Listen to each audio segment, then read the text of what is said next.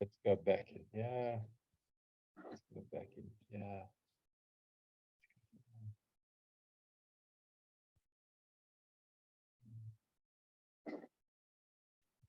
Let's go. So can everybody see my screen? Yes. Okay. Yes. Okay. All right. Excellent. Okay. So, as I said, the topic is clinically proven polishing solutions for direct and indirect restorations. But when we look at composite restorations, there's really what is the goal of finishing a composite restoration? And really, the goal is to accurately replicate the natural anatomy of the surrounding tooth structure within your restoration prior to the final polishing step. And there's, depending on the restoration, there's kind of really 3 steps that we look at. Hang on, Mike. Because I've got people entering the waiting room here, I kind of stops my share. So I'm just going to stop and go back in. Apologies for this. But unfortunately, once I go back in, I'm not going to be able to let people in because it just, as I say, it freezes everything up. So, finishing of a restoration includes the following step. Number 1, establishment of the primary anatomy. And that comes down to really the shape, the different facial planes. There's typically 3 facial planes in a restoration. Making sure we have the correct incisal length and position, establishing the appropriate line angles, and then to make sure that the embrasures match that of the adjacent teeth. So here we can see in this image, really we want to make sure that the shape we're creating in the restoration is going to be similar to the surrounding dentition.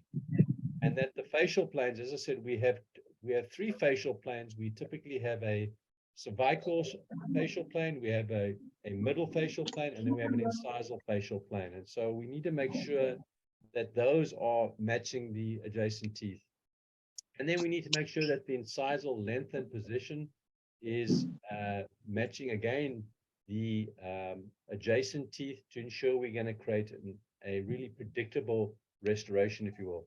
We want to make sure we put in the appropriate line angles. If we don't put in the appropriate line angles and the appropriate depressions, we really get we can polish something to a really, really high luster, but, we all know that teeth are not flat and just have no anatomy in them. So we want to make sure that this is important. As I said, we want to make sure that the embrasures are identical to what's already in the oral cavity, if you will. And typically, the best instrument to do this is polishing discs. And yes, there are many polishing discs out in the market. Probably the most popular or the most well-known one, probably in the South African market, would be the 3M Softlex disc. However, we did introduce a number of years ago the Contours finishing and polishing discs, which we more recently introduced into the South African market. These are basically a plastic mylar disc that come in 4 different grits: your coarse, medium, fine, and superfine. And as we go from coarse to superfine, they get lighter in color. We have them in 2 sizes, either a 1/2 inch or a 5/8.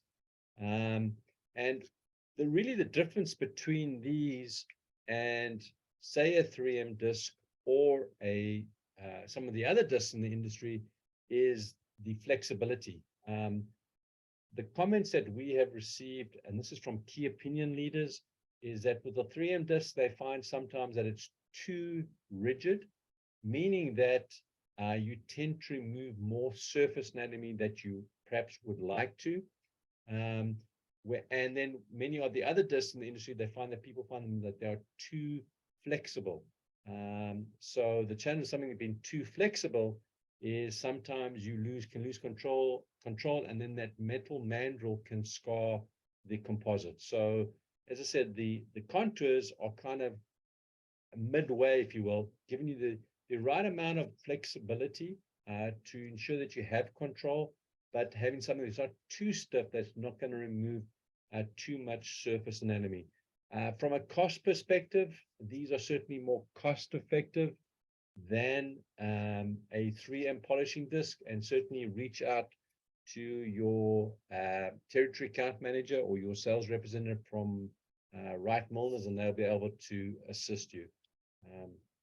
So we also need to, this is a very important step, but really the establishment of secondary anatomy, and this is kind of more relevant to anterior restorations. We need to create lobe development, we need to create facial depressions, and then we need to create little mamelons along the incisal edge. And typically the best way to do this is on the preparation itself is to, or on the restoration itself rather, is to use a pencil. So here you can see we've put in some line angles, we put in some mamelons, some incisal depressions. And then to do that, typically we're using a tapered fissure diamond or carbide burr.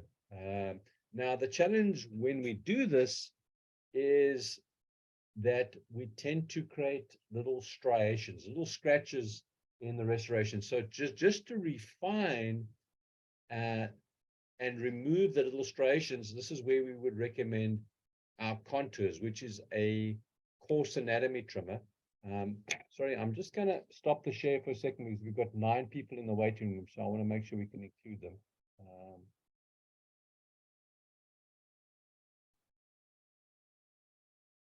So I'm just going to let them join quickly, and then we'll jump back into that PowerPoint. Apologies.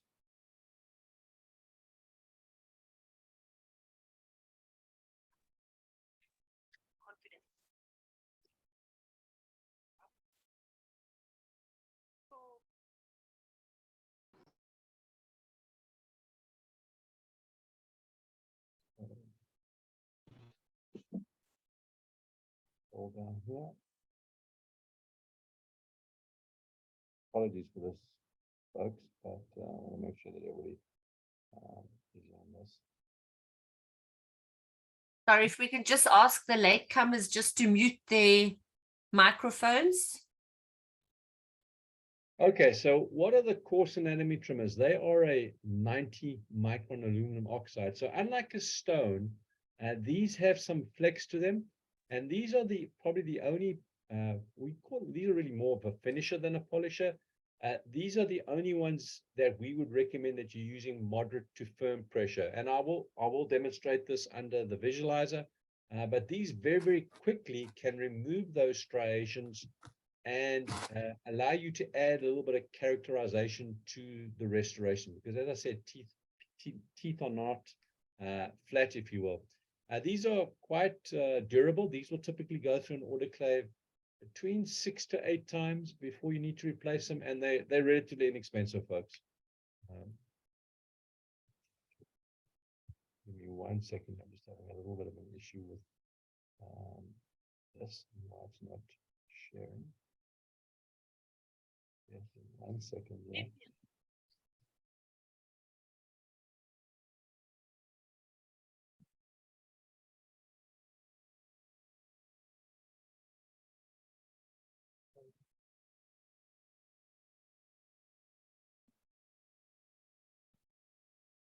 Okay, so they do come in a couple of different shapes, some cups and some points. But very quickly, as I said, allows you just to remove any of those little striations, those little scratches caused by either a fine diamond or a multi-fluted carbide, and just add a little bit of characterization to the restoration. And then really we need to ask ourselves, why do we need to polish our composite restorations? Well, number one is we want to provide lifelike vitality to the restoration. We want to promote restorative longevity. We want to reduce any plaque retention, because we know plaque retention can lead to premature staining of the restoration. And then it's also very important that we're maintaining optimal tissue health along the margins. So to polish composite, there are many options. There are, as we said, polishing discs. There are these little silicone polishers. There are polishing brushes. Now, the challenge with the traditional silicone polishes is many of them are designed to be single use. And so not to pick on any manufacturer, because that's not the goal here. The goal is merely to share with you the differences. The challenge with many of these polishes is they are in fact single use. So to give you some examples, a very popular polisher, the Enhance Finisher and Pogo Polisher from Dentsply, one gloss system from Shofu would be some classic examples of polishes that are really single use. If you read the instructions for use for those polishes, it says do not place in an autoclave because they will simply disintegrate very, very quickly. But the challenge with having polishes that are just single use, and the challenge with having multiple polishes in your office, having all these different shapes, is it increases the cost. It takes up inventory space, and we're all trying to keep as little in the offices as possible. And then also it creates confusion for the staff. What am I giving to the clinician now? So what do we recommend and why? Well, we recommend our A.S.A.P, all surface access polishes. The difference, there are other polishes that look similar, folks. However, they do not perform the same. The same analogy we can use is with a fingerprint. Everybody's fingerprint is unique to them. So I'm merely going to share with you what's different about these polishes and how, backed with some research that I'm going to share with you, how these will polish quicker than any of our competitors, and how they will outperform the competitors, and how you can use these on multiple surfaces, negating the need to have multiple polishing systems in your office. So the difference with the A.S.A.P polishes is they are all diamond impregnated, meaning that you do not require a separate polishing paste to polish your composite restorations. Now, if you've got a highly aesthetic case and you've put in some tertiary anatomy, some pericomata in it, then I will share with you a little polishing buff that we recommend with a little bit of polishing paste just to get into that microanatomy, if you will. But for your traditional restorations, there's really no need for any sort of polishing paste. So the benefit of these being diamond impregnated is you can use them on composite. You can use them on porcelain. You can use them on zirconia. You can use them on your EMAX, lithium disilicate. Now, with that being said, they will wear down harder on these indirect materials. Why? Well, typically when you're polishing composite, you're polishing a resin plastic.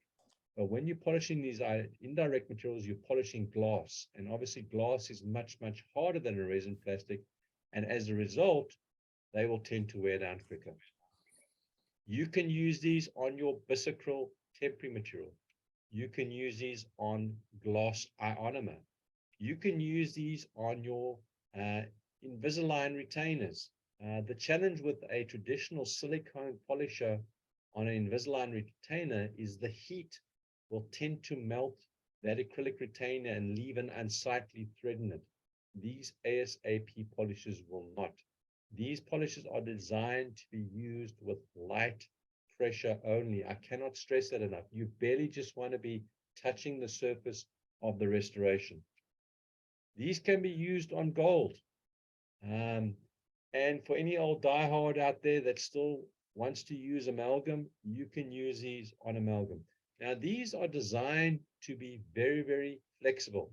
So the benefit is that you don't require all the different shapes. This will very, very easily get into the restorative anatomy that you are polishing, especially the areas which are most difficult to polish. So the occlusal anatomy of posterior teeth, through the embrasure or the interproximal areas, and then the lingual aspect of restorations. Unlike a polishing disc, if you do happen to get these onto the soft tissue, they will not lacerate the soft tissue. And I will demonstrate that for you as well when we switch cameras. So it's a simple two-step system. The purple polisher is the pre-polisher, designed just to remove any surface defects and get that surface really smooth. The particle size in the pre-polishers is approximately 44 microns. And then you'll see that you're able to achieve this in about 15 seconds or thereabouts. And then we're going to move on to the high shine, which is 3 to 5 microns. And this is what will bring up the really, really high luster in about 15 seconds or less. And again, backed with research, independent research that's been done by Dr. Nate Lawson, who's a PhD out of the University of Alabama, where he did a side-by-side test with the enhanced, showing how these were able to achieve a much, much higher luster in a much, much shorter period of time. Because we all know that your biggest expense, besides your staff and your building and your office, is time.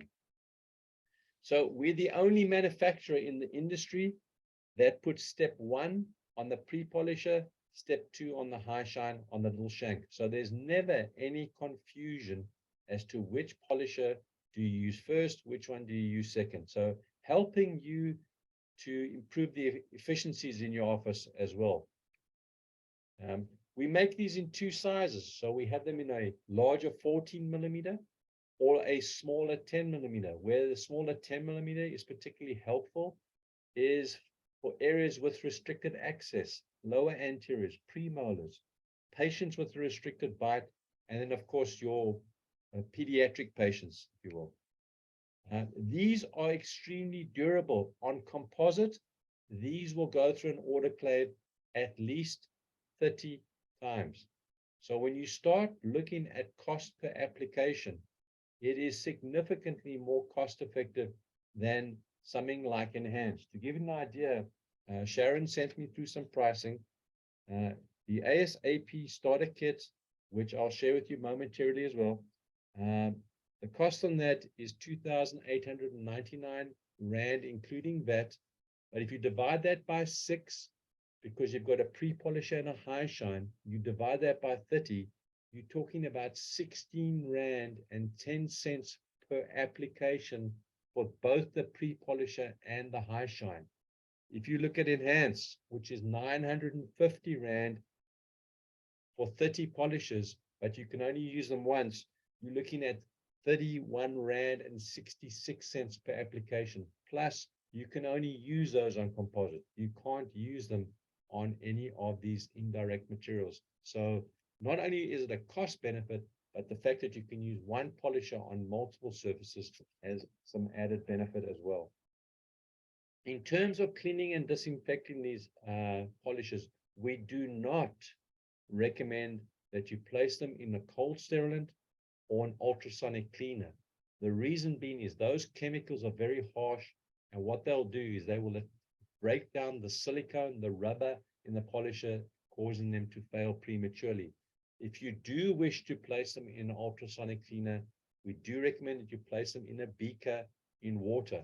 Otherwise, you rinse them off, you bag them, fully autoclavable, or if you have a washer disinfector, thermo disinfector, you can place them in that, no problems.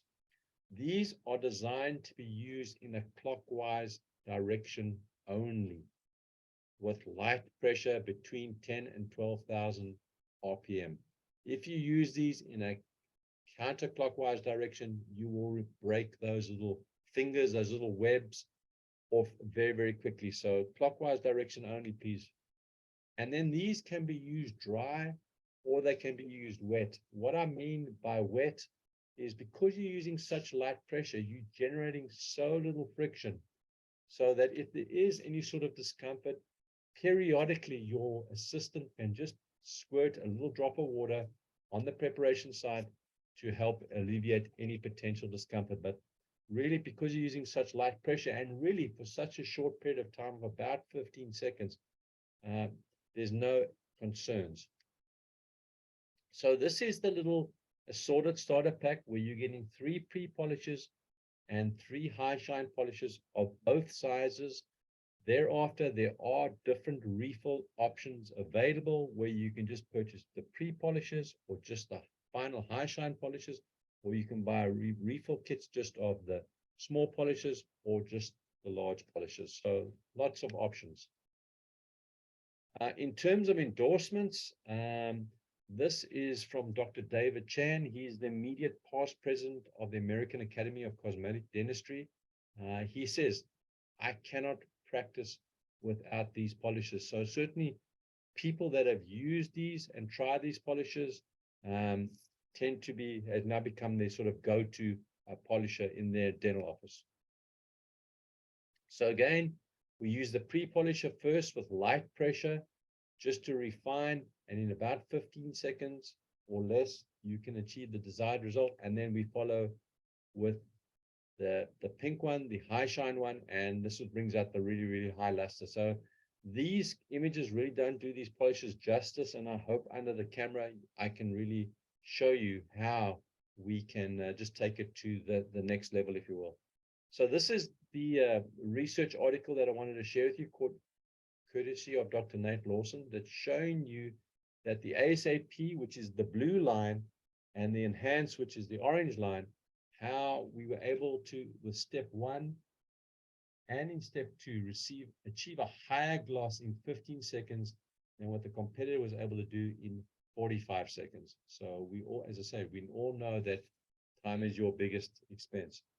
So what I'm going to do is I'm just going to switch cameras. Yes, I'm just going to stop the share here. I'm just going to let a whole lot of people that want to jump in. So let's get them all in here. And then we're going to move over to the other camera. So I'm just letting these other people join. Just bear with me 1 second.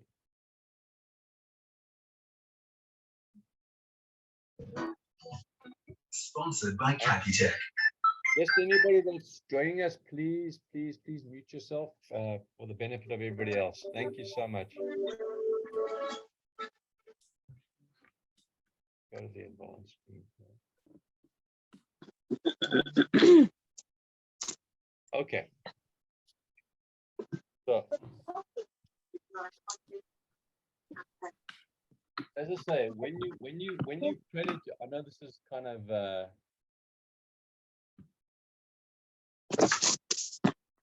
not quite the real deal, but this is kind of what we do is we're making sure that you're putting in the appropriate line angles. As I say, with a pencil, you want to making sure that we're creating those appropriate facial planes, because as I say, we know that teeth aren't flat. And then what we want to do is we want to draw in, you know, our little depressions and a little mamelons. And then, as I say, once we put that in, we're typically using a fine diamond or a multi-fluted carbide. And now to remove any of those striations, this is where we're going to use the coarse anatomy trimmer. So this is the contour, and as I mentioned, this being 90 microaluminum oxide, it's got some flex to it. It can bend, but what it allows you to do very quickly is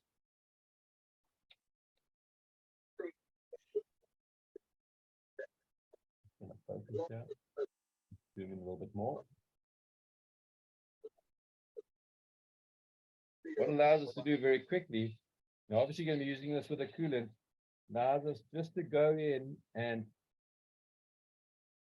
add some characterization to the restoration, and then remove any of those striations that you might have created either with a fine diamond or the multi-fluted carbide. But you can see there fairly quickly. Turn this mud off. Now I was able to put some anatomy into that restoration. Sorry, let me just see if I can get a bit of focus here for you. Into that restoration, we were able to create those depressions, but there's no striations. Okay, so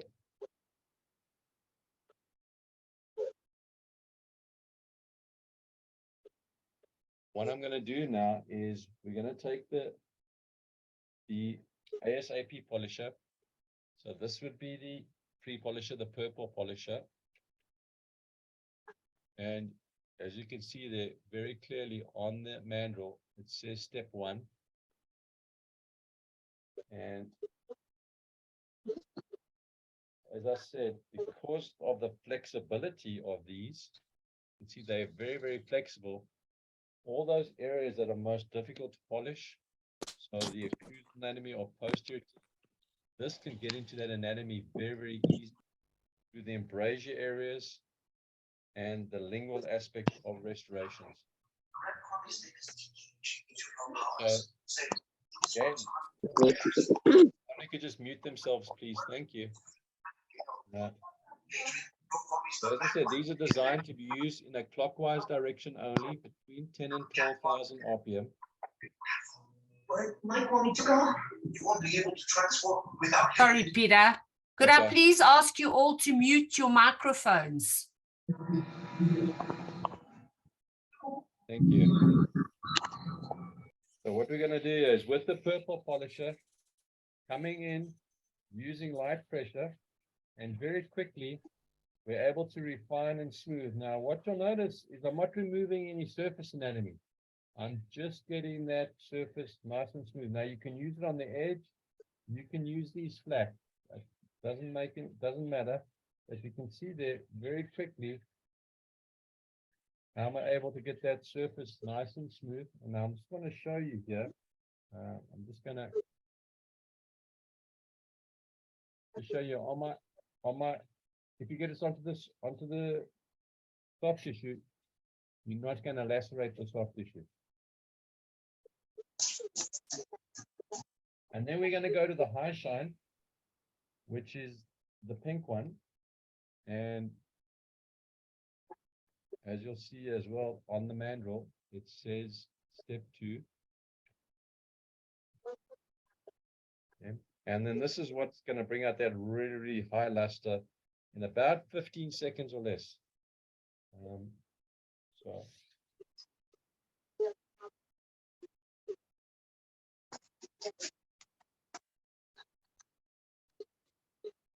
And you can see here how quickly we can bring the restoration to a really high gloss-like glaze appearance.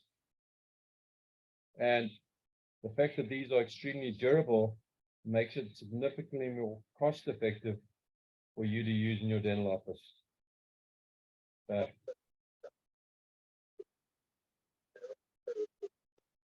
There you go. I'm just going to turn this motor off. And just to show you here.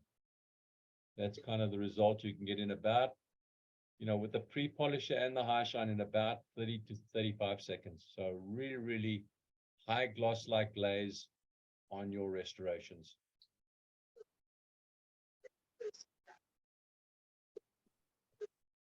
So I'm just going to switch back now to the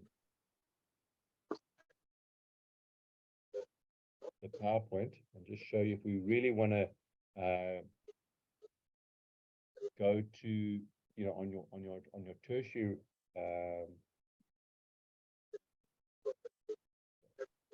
Peter, sorry, while you're opening there, on your side, you do have a button that says mute all.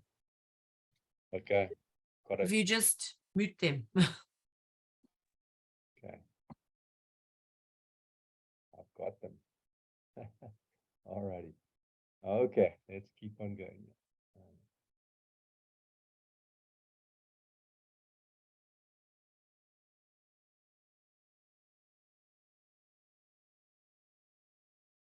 Okay. So, as I said, if we want to really, if you're working on highly acidic cases and you really want to establish the tertiary anatomy, if required, pericomata, sometimes this can be a real challenge to polish because you get into the really micro and microfine anatomy, if you will. So, what we do. Something. Give me 1 second.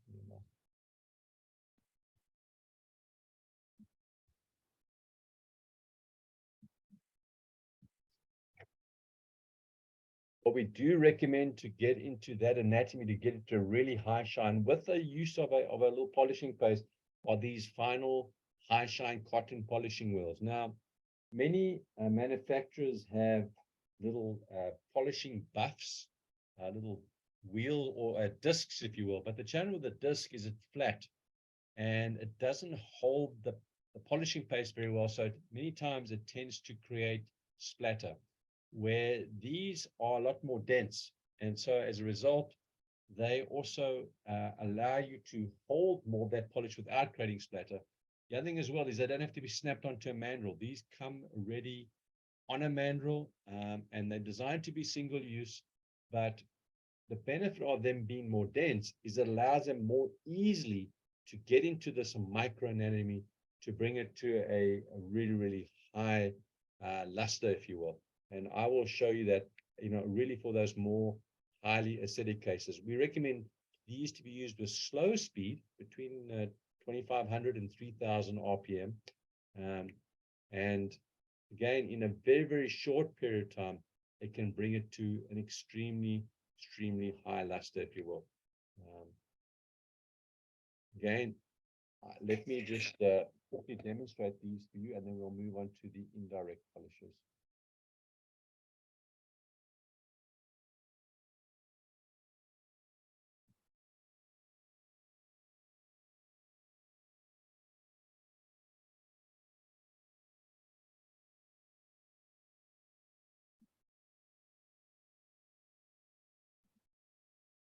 So we'll take the same polisher that we used, and we're going to use a little bit of polishing paste. So I'm just going to take it here. And typically when you use a polishing paste, what we recommend is you put it directly onto the restoration.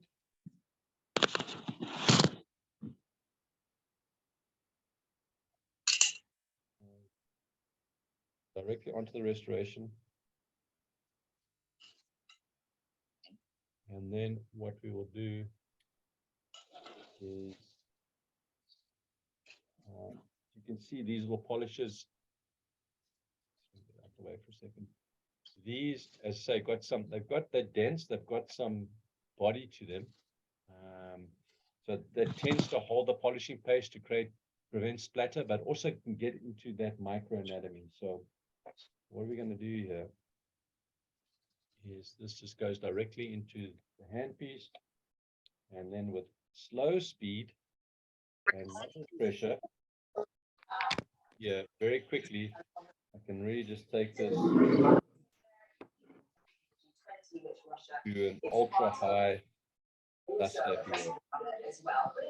Peter, won't you mute everyone, please? Let me just see if I can do that. I can't do it in this app. I can only do it in the. Okay, don't stress. But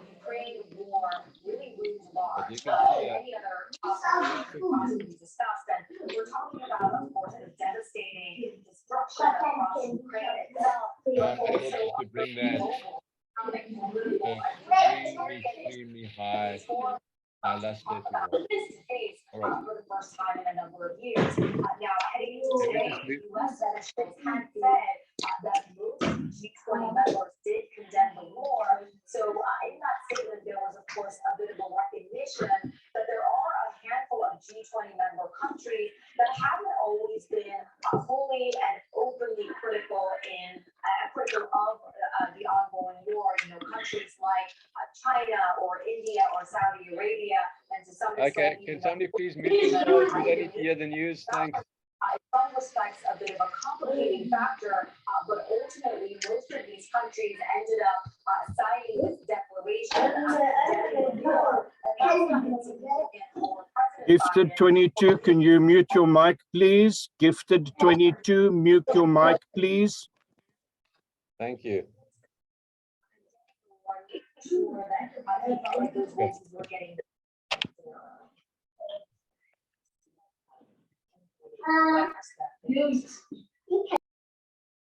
Okay, so as I mentioned, you know, the regular A.S.A.P polishes can be used on indirect restorations, but if you're doing a lot of indirect restorations in your office, as I said, they will wear down fairly quickly because the indirect materials are much, much harder. Now, typically, if you're having to make a little adjustment on a restoration that's come in a crown, typically using a fine diamond, and you know, many times when you do that, two things happen. You remove that high gloss-like appearance, and number two is you create these little striations in the restoration. So, you know, many of the manufacturers have these what they refer to as grinders, and you know, I don't think grinder is a appropriate word to use because you'd never really want to grind on indirect materials because you can create little micro cracks. But they have grinders that are specific to Emax, and they'll have grinders that are specific to zirconia, or they'll have grinders that are available in different grits. And then many of the polishing systems for indirect restorations are three-step polishing systems. So again, we have the issue of if you're having multiple systems and multiple grinders, increased cost, increased inventory space, increased confusion for your systems. So the A.S.A.P indirect is if you are doing a lot of indirect restorations, this is what I would recommend, and I'll share with you why. So first of all, we have these little diamond silicone adjusters. They're approximately 115 micron, and these are designed just with light pressure to very quickly remove any of those striations and get that surface nice and smooth, because we don't want you to have to send that crown back to your lab to get reglazed, because it's an inconvenience for you, it's an inconvenience for your patient. The research shows conclusively that a highly polished surface will always outperform a glazed surface. So we have these, and then we have a pre-polisher, which is 25 micron, diamond impregnated. And then we have the high shine, which is the pink one, which is 3 to 5 microns. Now, the easiest way to tell the difference between these and the traditional A.S.A.P polishes is these all have a gold shank versus the stainless steel shank of the A.S.A.P, and then these all have a little white dot in the center of the polisher.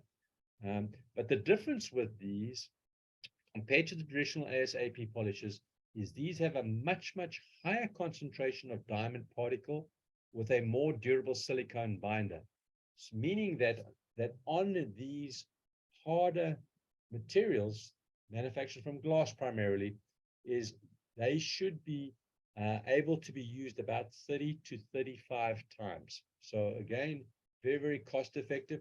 Why would we not recommend that you use these on composite? Is the challenge with these being more rigid is they will tend to remove surface anatomy, which you do not want to do. So again, we only made this in one shape because we felt it was appropriate to address all of the restorative anatomy, if you will. As I said, extremely durable, about 30 to 35 times through an autoclave. Again, like with the regular A.S.A.P, on the mandrel, we laser etch step 1 on the pre-polisher, step 2 on the high shine. In terms of independent, and I say that word very, very strongly, independent research done for the last 2 years by Dental Advisor has been awarded the top award as the preferred polisher for ceramics. So certainly a lot of independent research that supports the claims that we're making, and it's not in-house. So in terms of clinical application, as I say, if you have to make the adjustment on a crown on the contact, using a fine diamond, we then just want to quickly refine and smooth with these little silicone adjusters, using the pre-polisher. And again, folks, is the speed. It's a 15-second deal per step at most.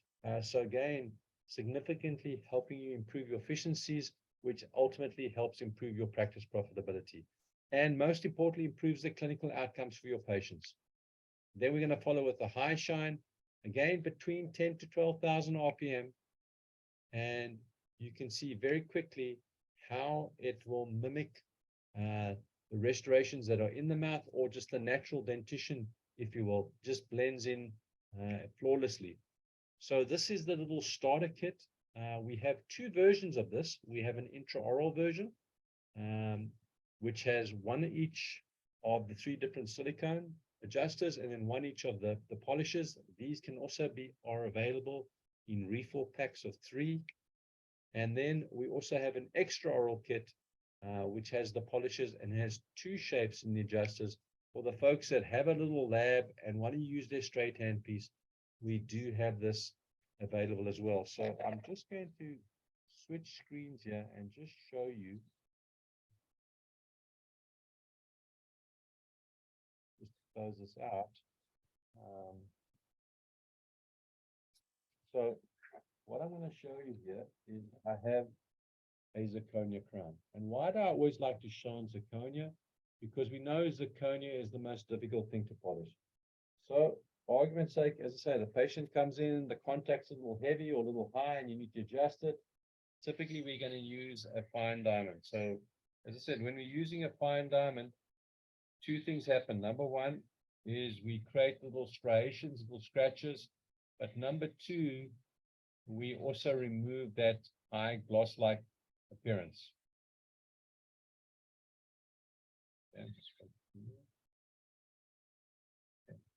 So what we're going to do here is we're going to use the silica adjuster first. And this is just a little cylindrical one. And using just light pressure. And very quickly, in about 15 seconds or so, we're able to remove any of those striations and just get that surface nice and smooth.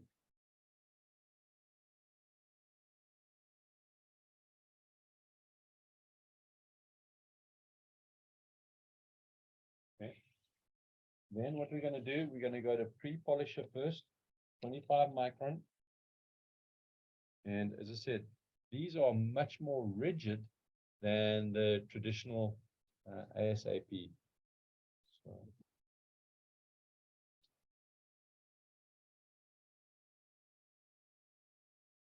okay, so let me just get the focus right here. What we're going to do here is with just with light pressure, we'll see in about 15 seconds or less, I can get that surface nice and smooth. And you can see some of the initial shine starting to come back, but very quickly we can get that surface with that glass-like smoothness. And then to get the really high luster, that's when we go to the pink one, which is 3 to 5 microns. And in about 15 seconds or less, we can bring this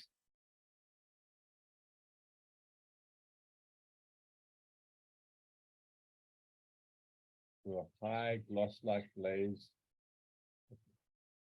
appearance. And this, folks, as I said, is zirconia, which we know is not that easy to polish. But you can see there how quickly and effectively I'm able to bring that to a really, really high luster. Just turn this off and let's move it out the way. You can see there really, really high luster.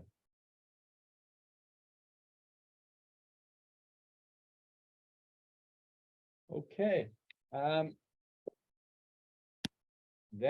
is all that I'm going to share with you this evening. I hope that has been informative, and if there's any questions, I'd be happy to entertain any questions right now.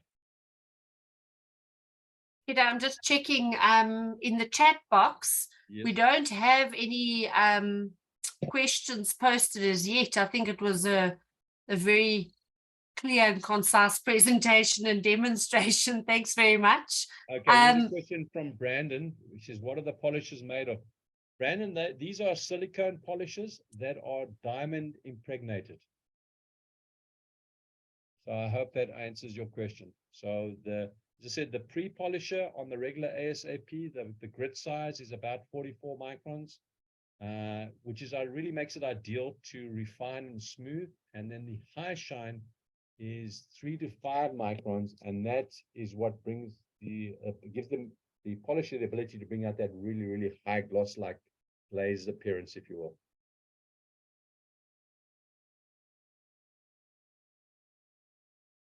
Peter, I think all the questions will pop up on your side because I'm not the host.